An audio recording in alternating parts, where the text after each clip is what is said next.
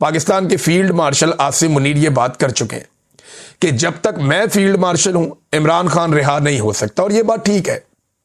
आसिम मुनीर साहब को खतरा है कि अगर इमरान खान बाहर आएगा तो पब्लिक के अंदर इतनी ज्यादा मकबूलियत है कि वो एक ऐसी तहरीक खड़ी कर सकते हैं जिससे फील्ड मार्शल आसिम मुनीर और उनके बनाए हुए पूरे के पूरे निजाम को खतरा हो जाएगा, फिर उनके अपने लिए खतरात पड़ जाएंगे। लिहाजा वो इमरान खान साहब को इस मकबूलियत के आलम में छोड़ने का रिस्क नहीं ले सकते। और ये बात वो कई जगहों पे कह चुके हैं, ये दावा किया फखरुर रहमान साहब ने। तो फील्ड मार्शल साहब तो इमरान खान साहब को नहीं छोड़ेंगे, जबकि इमरान खान साहब को छुड़वाने के लिए पाकिस्तान तहरीक इंसाफ जोर लगाती रहेगी। सुहेल अफरीदी जो है वो ना सिर्फ मोमेंटम बना रहे हैं बल्कि सिर्फ एहतजाज करने से पहले वो एक ओपिनियन भी बना रहे हैं कि हमारे साथ ज्यादती बहुत हो रही है। देखिए, जब आप एहतजाज करने के लिए निकलते हैं ना तो पहले आपके पास उसका इखलाकी जवाज होना चाहिए, आपके पास सॉलिड रीजन होना चाहिए।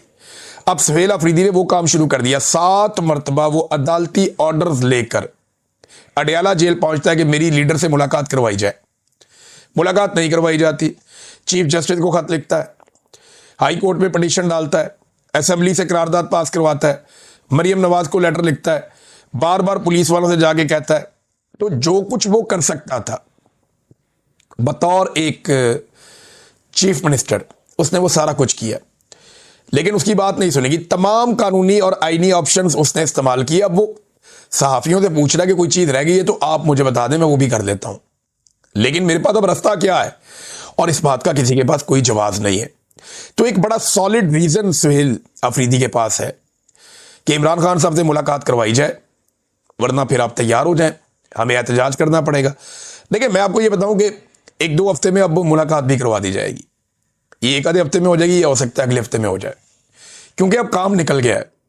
आसिम मुनीर साहब का वो जो टफ टाइम था जिसको उन्होंने गुजारना था, उन्हें लगता था कि ये टाइम मैं गुजार दूंगा तो इसके बाद मैं नाकाबिले तस्खीर हो जाऊंगा, वो टाइम उन्होंने तकरीबन गुजार लिया और अगले 5-6 दिन गुजारने।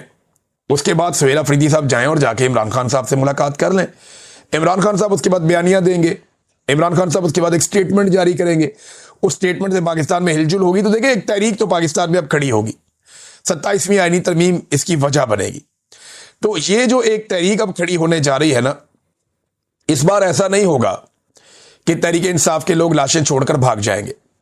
इस मरतबा ऐसा भी नहीं होगा कि आप लाशें छुपा लेंगे, लाशें छुपाने वाला काम भी नहीं होगा। वो इस मरतबा पूरी तैयारी करके आएंगे। अगर वो आए इस्लामाबाद की जानिब, अव्वल तो और बहुत सारे ऑप्शन हैं उनके पास जिनको वो डिस्कस कर रहे हैं और वो सरप्राइजेस उन्होंने रखे हैं, लेकिन अगर वो आए इस्लामाबाद की जानिब तो इस मरतबा वो एक एक चीज को रिकॉर्ड करेंगे और एक एक चीज का हिसाब अपने पास रखेंगे। यानी इस मरतबा ऐसा नहीं होगा कि लाशें छोड़कर वो चले जाएं, शायद ऐसा नहीं होगा। और एक और बात मैं आपको बता देता हूं कि दिसंबर में इमरान खान साहब की मुलाकातें वैसे भी मुझे लगता है कि अब खुल जाएंगी। और एहतजाज के नतीजे में क्या होगा, जब पाकिस्तान तहरीक इंसाफ मोमेंटम बनाती है, फर्ज करें एक तो अगर उनका मोमेंटम बन जाता है, वो इतनी ताकत के साथ आ जाते हैं और अवाम पूरे पाकिस्तान में निकल आती है, तो फिर तो वो अपने मुतालबात पूरे करवा लेंगे, फिर तो वो गिच्ची से पकड़ लेंगे पूरे निज़ाम को। लेकिन अगर एक मरतबा फिर गोली चलाई जाती है या एक मरतबा फिर जुल्म और बर्बरियत की जाती है, तो फिर क्या होगा? उसके नतीजे में पाकिस्तान फिर कई महीने या कई साल पीछे चला जाएगा। सियासी एकदम इस्तेहकाम पैदा हो जाएगा पाकिस्तान में दोबारा से, फिर से IMF से आपको बड़े कर्जे लेने पड़ेंगे, फिर से आपको जो है वो अदम इस्तेहकाम का सामना करना पड़ेगा। पाकिस्तान में एक एतमादी पैदा हो जाएगी, मईशत का पहिया जो पहले ही नहीं चल रहा वो बिल्कुल ही ठप हो जाएगा। फिर पाकिस्तान का मजीद 1 साल ज़ाया हो जाएगा। जब ये 1 साल ज़ाया हो जाएगा तो फिर क्या होगा? फिर दोबारा पाकिस्तान तहरीक इंसाफ एक साल के बाद खड़ी हो जाएगी। तो ये बात आप मेरी याद रखें कि इमरान खान के बारे में मैंने 2020 में एक बात की थी। ARY पे एक प्रोग्राम चल रहा था और उस वक्त भी सबको पता था कि होने क्या जा रहा है। नवाज शरीफ साहब एक डील करके पाकिस्तान से बाहर चले गए थे और माहौल बनाया जा रहा था कि इमरान खान साहब को गिराया जाएगा। तो ये इमरान खान साहब के आने के बाद से ये सिलसिला चल रहा था। तो मैंने तब ये कहा था कि इमरान खान ऐसा आदमी नहीं है कि वो आपको ये पूछता फिरेगा कि मुझे क्यों निकाला, वो आपको बताएगा कि मुझे क्यों निकाला। और वो बनीगाला में जाकर बैठ के हैप्पी बर्थडे टू यू नहीं कहेगा, वो बनीगाला में नहीं बैठेगा और उसका क्राउड भी ऐसा है, वो खुद भी ऐसा है, ये चिपक जाएंगे आपको और इमरान खान आपको नहीं छोड़ेगा। मैंने ये कहा था। तो जब तक आप इमरान खान को इंसाफ नहीं दे देते, जब तक इमरान खान अपना हक नहीं ले लेता, वो आराम से नहीं बैठेगा और ना वो किसी को आराम से बैठने देगा। और मौजूदा एस्टेब्लिशमेंट और हुकूमत के लिए प्रॉब्लम यह है कि इमरान खान की मकबूलियत इतनी ज्यादा है कि ये उसको काउंटर भी नहीं कर पा रहे। उसके खिलाफ कोई बयानिया भी नहीं बना पा रहा है और उसकी मकबूलियत का मुकाबला भी नहीं कर पा रहे। तो ऐसी सूरत हाल में इनके पास ऑप्शन क्या है? इनके पास ऑप्शंस नहीं है। ये सिर्फ लिंगर ऑन कर सकते हैं, चीज़ों को लंबा कर सकते हैं, लेकिन मुल्क नहीं चला सकते। मुल्क इसलिए नहीं चला सकते कि मईशत ठप हो गई है और पाकिस्तान अदम इस्तेहकाम का लगातार शिकार है। दहशतगर्दी के वाक़यात पाकिस्तान में बढ़ते जा रहे हैं। देखिए पाकिस्तान को इन्होंने अब बना क्या दिया है। इस सुहेल अफरीदी साहब ने एक नई हिकमत अमली के तहत पाकिस्तान की मीडिया से मुलाकातें करना शुरू की हैं और इस सिलसिले में वो इस्लामाबाद में मौजूद है। मेरी कुछ सहाफ़ियों से बात हुई, मैंने उनसे पूछा कि जी ये सारी एपिसोड क्या है और किस तरीके से आपकी मुलाकातें हो रही हैं। तो उन्होंने बताया जनाब कि हमें बिल्कुल आइडिया नहीं था सुहेल अफरीदी की काबिलियत का, और हम उतना ही जानते थे जितना उनके बारे में प्रोपेगेंडा फैलाया गया था। कभी एक डॉक्यूमेंट्री आ जाती है, कभी दूसरी डॉक्यूमेंट्री आ जाती है, कभी उनके ऊपर संगीन किस्म के इल्ज़ामात लगा दिए जाते हैं। सुहेल अफरीदी जब पहले दिन से वज़ीर आला खैबर पख्तूनख्वा बने, जब DGISPR ने इसकी मुखालफत की और उसके बाद उनके बारे में प्रोपेगेंडा किया गया और बार बार ये कहा गया कि जनाब वो एक ऐसे नौजवान को बनाया गया जिसका कोई तजर्बा नहीं है, जो चीज़ों को जानता नहीं है। लेकिन अब जब मुलाकातें की है सहाफ़ियों ने तो उन्हें बड़ी खुशगवार हैरत हुई और वो हैरान हुए कि सुहेल अफरीदी से सवालात जो पूछे गए, ना सिर्फ उन्होंने बड़े तहम्मुल से उसके जवाब दिए बल्कि बड़े तसल्ली बख्श जवाब दिए उन्होंने, और बड़े मिच्योर जवाब दिए सुहेल अफरीदी ने।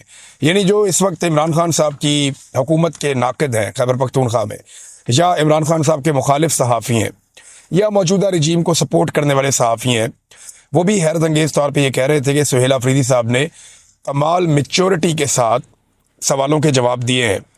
अच्छा, इसके अलावा जो है वो सुहेल अफरीदी साहब ने कुछ सवालात भी पूछे, और जो सवालात सुहेल अफरीदी ने पूछे उनके जवाब मीडिया के पास नहीं थे। एक तो उन्होंने कहा जी कि वफाक ने हमारा 3000 अरब रुपया देना है, जिसमें से 2200 अरब रुपया जो हम सस्ती बिजली बना कर देते हैं सारे सूबों को, वफाक को, वो पैसा हमें नहीं दिया जा रहा और ये पैसा हमारा हक है। खैबर पख्तूनख्वा के अवाम का हक हम मांग रहे हैं, हम कोई भीख नहीं मांग रहे, तो हमारा हक हमें दिया जाए और इस सिलसिले में मीडिया अपना रोल प्ले करे। इसके बाद सुहेल अफरीदी ने यह भी बताया एक सवाल के जवाब में कि जो DGISPR ने प्रेस कॉन्फ्रेंस की उसका हमें फ़ायदा हुआ, और जो मोमेंटम हमें लगता था कि 2 महीने में या इससे ज़्यादा टाइम लगने में बनेगा, DGISPR की प्रेस कॉन्फ्रेंस में वो मोमेंटम फौरी तौर पे बना और उसका काफ़ी फ़ायदा हुआ। एहतजाज के हवाले से सवालात पूछे गए, लेकिन जो सबसे इम्पॉर्टेंट चीज़ है जो मैं आपके सामने रखना चाहता हूँ वो ये है कि सुहेल अफरीदी ने एक सवाल उठाया कि जनाब 7 मरतबा तो मैं अदालती ऑर्डर्स लेकर इमरान खान साहब से मिलने गया हूँ, अब आप मुझे बताएं मैं करूँ क्या। उन्होंने कहा जी मैंने चीफ जस्टिस ऑफ पाकिस्तान को ख़त लिखा, मैंने हाई कोर्ट के अंदर पटिशन की, मैंने वज़ीर आज़म से भी रब्ता किया, मैंने वज़ीर आला पंजाब को भी लिखा, मैंने हर वो कानूनी रास्ता इख्तियार किया, यानी असम्बली के अंदर करारदाद तक पास की, हर वो काम किया जिसके ज़रिए से मैं अपने लीडर से मुलाकात कर सकता हूँ। अब आप मुझे बताएं कि मेरे पास कौन सा कानूनी और आईनी रास्ता बचा है जिसको इस्तेमाल करके मैं अपने लीडर को मिलूं।